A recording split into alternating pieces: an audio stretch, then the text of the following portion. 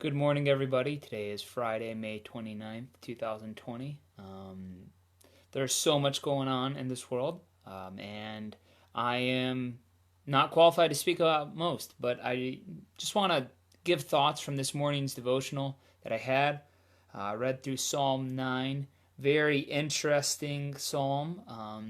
I've been enjoying reading over the Psalms from a standpoint that the Psalms really touch on the emotional and psychological side of faith more so than we see at first glance in the writings of the New Testament letters, and I think it's good to think about the emotional aspect of our faith.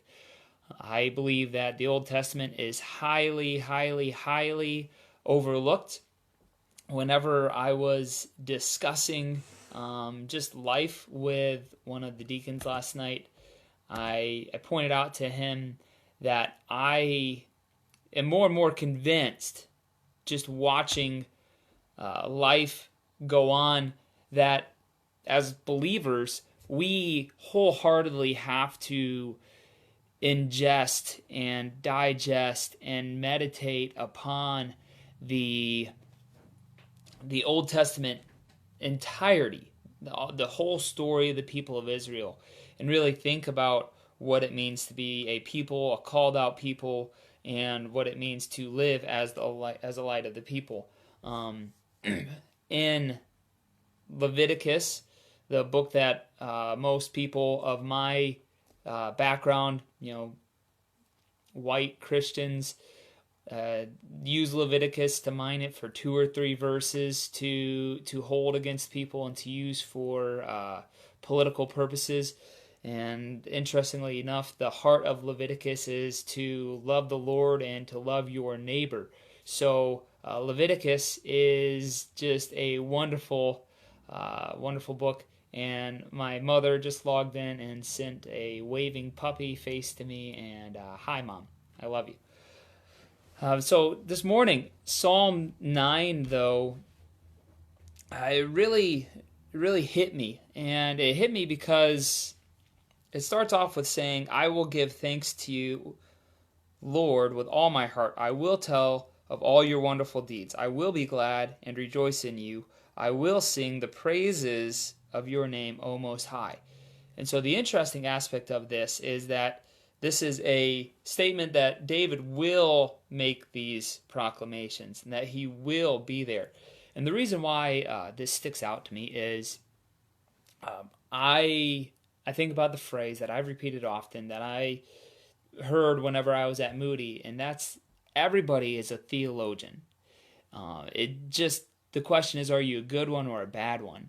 And usually whenever people talk about theology or they talk about biblical theology, they talk about it in this abstract form, talking about, based upon when I read the Bible, this truth is here. And I believe we have to do that.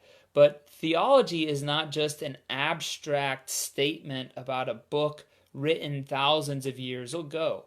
Theology is the current proclamation of God's work in this world. You can't have God talk, and which is theology just literally means God talk. You can't have God talk and divorce it from the present, because when you divorce God from the present, you're basically saying God is not active in this world, and then you can be fine with these abstract sets of truth. And that's just a horrible state to live in, a horrible reality to try to exist, because God is active in the present. Now, this is where I want to just quick throw out a few statements. So another word for theology is someone's faith. And so one theologian, Reverend Dr. James Cone, said, "Faith, then, is the perspective which enables human beings to recognize God's actions in humanity today." The Reverend Dr. James Cone said that And he then said that because of that, if we recognize that Scripture arose out of an oppressed people, think of the people of Israel, where they were pulled. I mean, what is the core essence of the Old Testament? A group of people being pulled from the oppression of slavery and the revelation of God's covenant law to them inside of it. And think about the how in the New Testament Jesus came to, and he speaks primarily not to the people who think they have it all together, but he says, I come to speak to you who are the poor, who are the lepers, who are the divorced 6-time women, and I come to speak to you, the people who aren't loved. He speaks to the Samaritans, and I read this and I think about how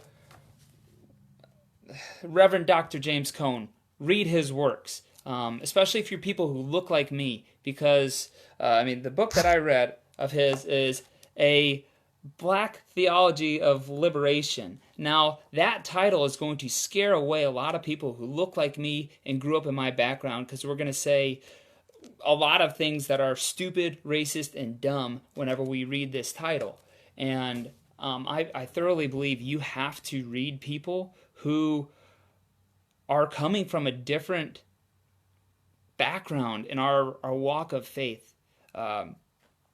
Because the faith that I grew up in kind of separated the then and the now, and we can't do that. But it's just interesting because the psalmist says, David says, I will give thanks to you, Lord, with all my heart. I will tell of your wonderful deeds. I will be glad and rejoice in you. I will sing the praises of the Most High. But what are the wonderful deeds that he talks about? And he talks about his enemies being turned back and stumbling, and the fact that God upholds his just cause, and how endless ruin has overtaken his enemies. And then it says the Lord reigns forever. And it's interesting because the statement the Lord reigns forever could also be translated the Lord will reign forever. He has established his throne for judgment. And just think about how our perspective of the Lord reigning really, it's a core theological doctrine. Do we believe that God is reigning in this world in an abstract, removed sense? Or do we believe that God is reigning in this world in an active sense through his people? Do we believe that God is reigning in an already but not yet, someday, this is where your theology of how things will end and how things will come to completion really matters. It's God's involvement and God's caring. But before I get going too far, I want to just quick back up and say, do you know what the title of this psalm is? This is for the director of music to the tune of the death of a son. The death of the son. And so, now I go back to the statement, I will give thanks to you, Lord, with all my heart. I will tell of your wonderful deeds. I will be glad and rejoice in you. I will sing. And then he talks about all the justice that he needs to see happen. All the things that he is saying, God, you're just. And so you're going to cause the wicked people to fall in their own traps. You're going to cause, you will be the one, verse 12. For he who avenges blood remembers. He does not ignore the cries of the afflicted. So I'm sitting back here in the middle of rural Illinois, reading this psalm and thinking about how I have brothers and sisters who are broken to a level that I can't even try to sympathize with and walk in their shoes, of the people who, when they saw the video of George Floyd being held and watching 3 white officers stand, not saying or doing anything to the officer who is kneeling on George Floyd's neck. They watch this and they say, how long? We are the afflicted. Ben, black people have not like this isn't the first time we watched this. You look at the record of the officer who did this, and again, like I am not at all I don't want anyone to think that I am an official or any sort of actor of understanding things. But like this officer had a record of multiple times not following the code that he was given as an officer of the law, shooting people in the back. Like he's been cited for different things. This was a guy that had a record as a cop, and the other cops stood by watching this happen. And so I'm reading through this psalm, and verse 15, the nations have fallen into the pit they have dug. Their feet are caught in the net they have hidden. Now, like, this is where I'm there's going to be someone who's going to say, Ben, you're just a race baiter. You don't understand anything. You're justifying the rioting and the looting. And I just want to go, whoa, watch out. Look, nations have fallen into the pit they have dug. Their feet are caught in the net they have hidden. Google right now the TED Talk about how racism has cost this country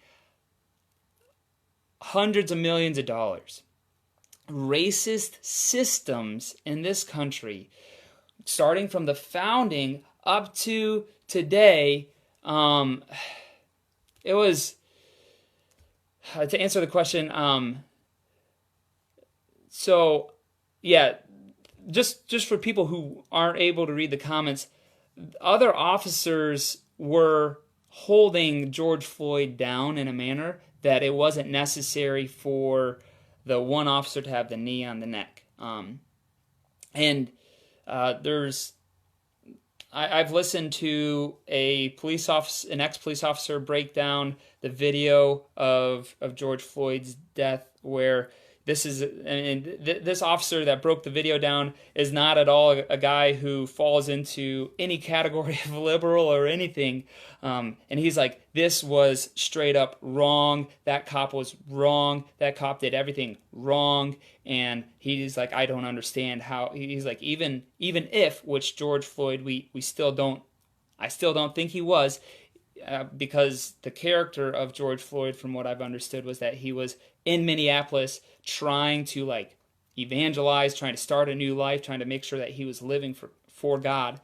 But there's the statement, well, what if George Floyd was hyped up on crack or meth or something crazy, and so his body was too strong to be held down by one officer? Well, there were other officers that were holding him down, and that is not the correct way. According to the police officer who broke the video down, that is not the correct way to do it. So anyhow, but Google just how redlining has affected our economic structure as America. Racist systems, racist things don't just hurt the blacks in America. It has hurt our country. Part of the housing, whenever 2008 hit and took all the money out of my college account because of the housing bust and the inflation and the bubble and all that, you can actually track how and I just want to point out, it wasn't the fact that George Floyd died, it was that he was killed, and the word that seems to be the most accurate to describe it is a lynching. That it's just an unsensible, unjustifiable death. So again, so just a quick thing, and this is where I said this on my video yesterday. People can accuse me of being a crazy, brainwashed millennial, and I might be crazy. I don't deny that. I'm a distance runner. Distance runners are fundamentally wrong in the head. The fact that we go out and run for fun shows that there is something odd and wrong with us. Brainwashed, again, I don't think so. And millennial, yeah, I'm a millennial, but that doesn't matter anything. But I just want to point out, that like I want to just shout out to Living Faith Community Church, where I went for 4 years, and it took the patience of the men and women there dealing with me as a guy who thought he understood life, just talking to me, and years. The fact that they put up with me, even though they had seen so many people just like me, a white boy from Moody come in because he wants to go to a black church and experience a black church, and then leave in a couple months. I mean, and like that had to have been what a lot of people thought. Ben's just going to leave, and you know what? I couldn't leave. You guys are too awesome. Living Faith Community Church was awesome. Pastor William Gates, awesome. CK, awesome. Crystal, you're awesome. Stan Dial, awesome. I mean, like, just for real, I can't even go off on, I mean, everyone there, awesome. Awesome. The fact that you guys put up with me, you know, sainthood automatically accomplished if we did that in our Protestant faith. But anyhow, so just, like, we can have honest dialogue about what it means to be racist or what it means to not be racist. We can have honest dialogue about racial reconciliation, and these are things that need to happen, and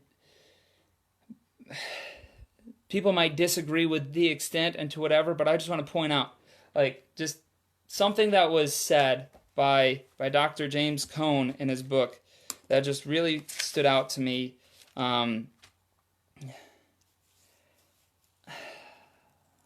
So, a couple things. It is not the theologian's task to settle logical problems unrelated to human affairs.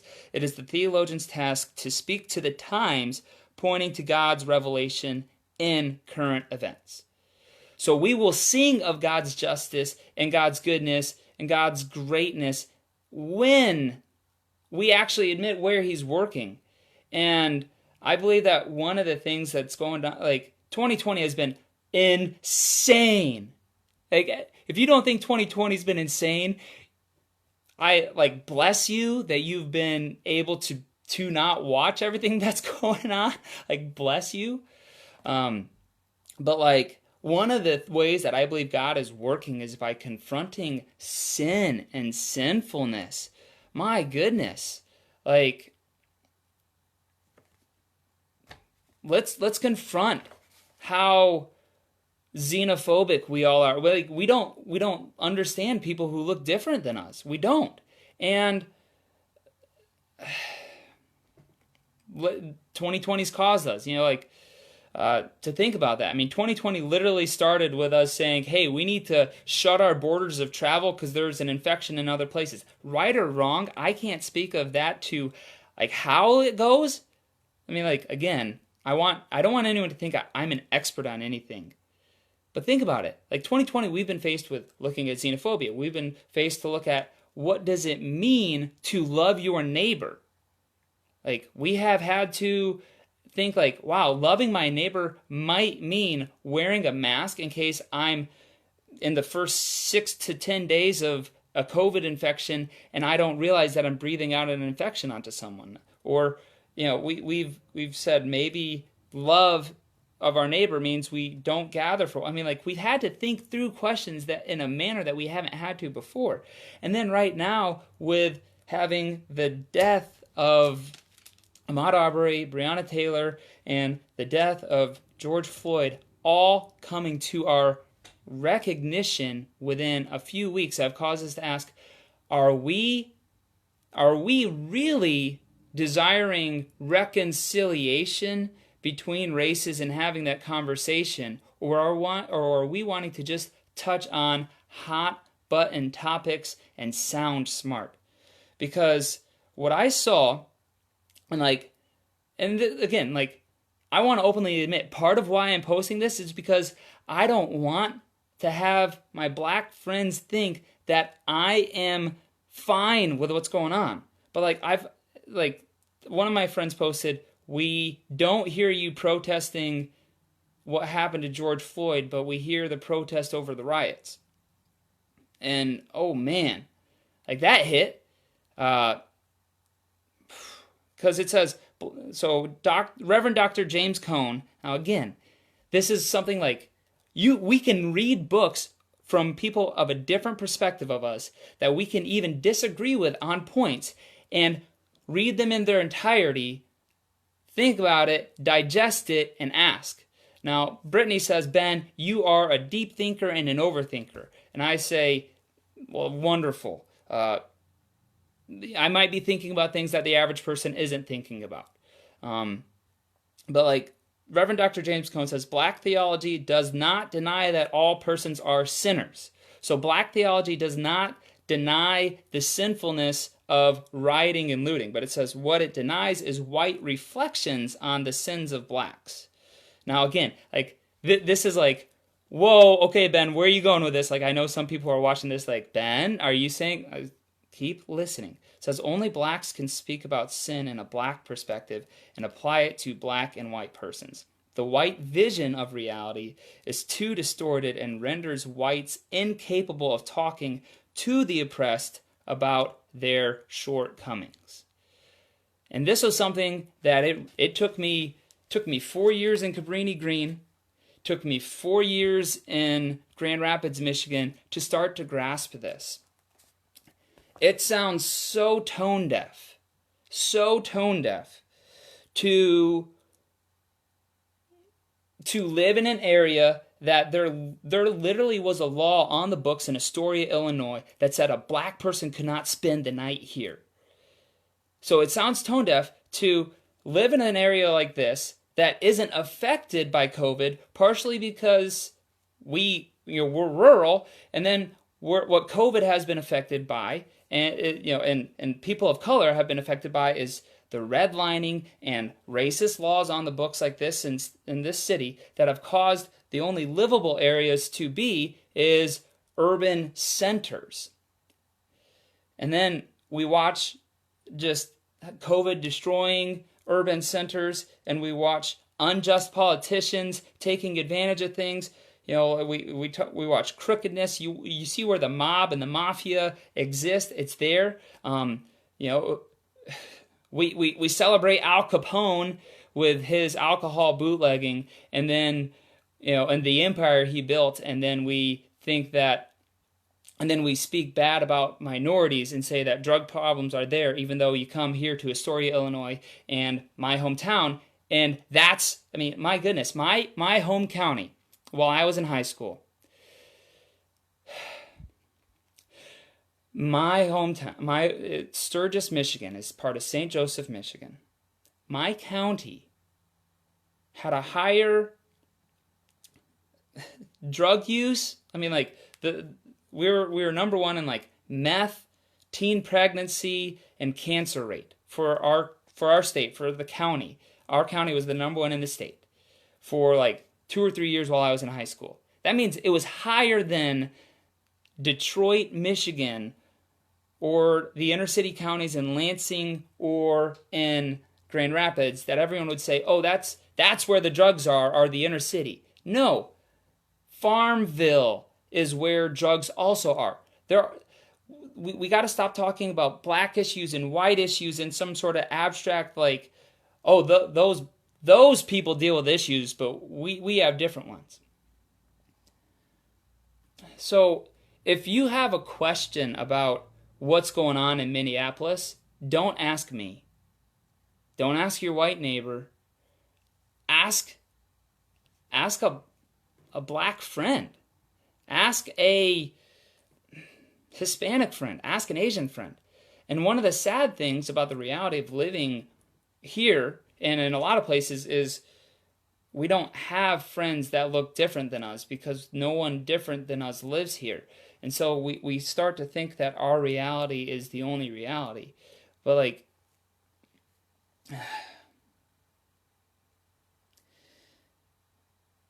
God's reality is that he desires justice and truth. And he desires for us to try to think about the complicated matters that are going on. I don't have all the answers. And I don't want people to look to me for the answers. Because it says, the nations have fallen into the pit they have dug. Their feet are caught in the net they have hidden. It says, but the Lord is known by his acts of justice. The wicked are ensnared by the work of their hands. The wicked go down to the realm of the dead. All the nations that forget God. But God will never forget the needy. The hope of the afflicted will never perish. This is the hope we stand on. This is and this is something that I've tried to reiterate over and over and over. What are you identifying yourself as? Someone who needs Jesus or someone who doesn't need Jesus? Because when we need Jesus, we listen to Jesus. And we hear what Jesus says. We hear what Jesus says about loving those that are our enemies, doing good for those who hate us, and removing the log from our eye before we touch the plank in someone else's eye. And this is why Psalm 9 ends this way. Arise, Lord, do not let mortals triumph. Let the nations be judged in your presence. Strike them with terror, Lord. Let the nations know they are only mortal.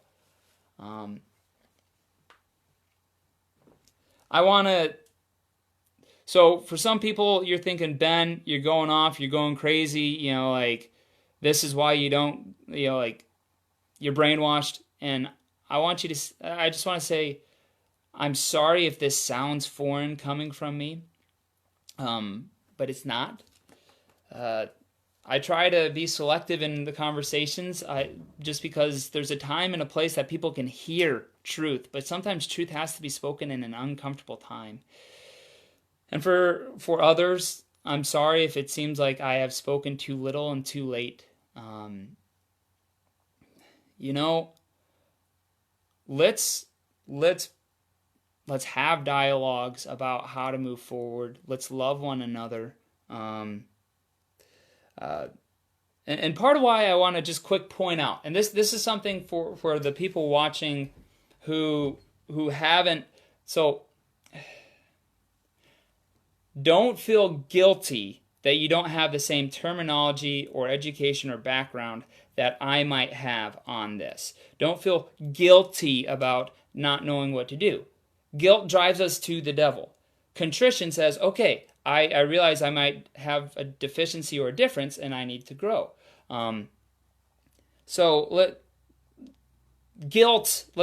try to get rid of the picture of feeling guilty about everything. But one of the things that I just recently realized was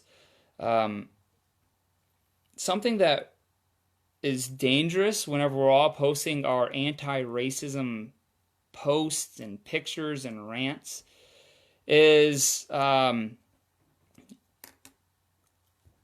can't declare myself an ally to people of color. That has to be a position given to me by people of color, because how brash is that for me to say, oh, I understand black people, so they should know I'm a good one. They should know I'm a good white person. And they shouldn't, they should just trust me because I'm a pastor and I say these good things. Think about, we do this in different ways where, how offensive would it be if, I understand hog farming, so just accept my word on what you should do as a hog farmer. Trust me, I'm a pastor. People would be like, whoa, Ben, you gotta actually demonstrate that you know what you're talking about with hog farming. Or, I can't just say, look, I got a master of divinity. Trust my word on Greek and Hebrew. No, it'd be like, all right, Greek and Hebrew scholars would be like, all right, Ben, actually demonstrate that you understand Greek and Hebrew.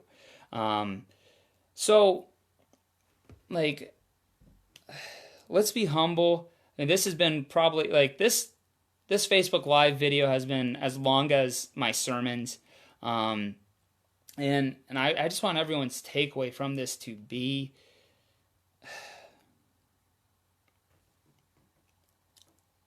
let's actually try to love our neighbors. and stop telling our neighbors to love us. Let's be the lover. Let's be the listener. And let's be quick to try to grow humbly. Because I will give thanks to you, Lord, with all my heart. I will tell of your wonderful deeds. God is doing a new thing. God is alive and active. God is powerful. The greatest time of the radiance of Jesus Christ is when we see the full gloom and just terrible shadow and darkness of sin. And even then, I have such a hard time now talking about things in light and dark because I don't want people to assume dark is bad. But just the instance of the radiance of Christ. A lamp is seen most in an unlit room. And lamps are meant to be shining on a hill. And so, I know I'm pontificating and I apologize. So real quick, no one is trying to say that we have to be okay with a Target being looted. No one's saying that. We're saying that we need to listen to the hurt and the pain of the people who watched a black man be killed and they thought, oh man, that happened to my grandfather in 1960, that happened to my uncle in 1985, and now it's happening to him. George Floyd fit the description. That's what it said. He fit the description of someone who committed fraud. And in the end, he died for that. So, I love ending my videos on a high note, but my heart is broken. I don't know how to end this on a high note. But I guess the high note is Jesus is great. Jesus is greater. Jesus loves us. He's so patient. Jesus cares about how we respond and who we are. And just remember, Jesus listens to the contrite heart that says, I'm a sinner. I'm sorry, Jesus. And so I want to end this just in a prayer. That's the best way I can do it. And Lord, thank you for caring. Thank you for being patient. Thank you for being the God over all of history. And thank you for the God who's being active and alive now. Jesus Christ died because of sin and sinfulness and sinners and brokenness. And those who are calling upon his name should desire to bring his healing and salvation to the broken and wounded hearts in this world. And so we ask for that. We ask for healing for people. I pray right now for the family of George Floyd and just how heartbroken they are. Just only Jesus can answer the cry of their hearts. And so we ask for Jesus to stand so mightily with them. Amen.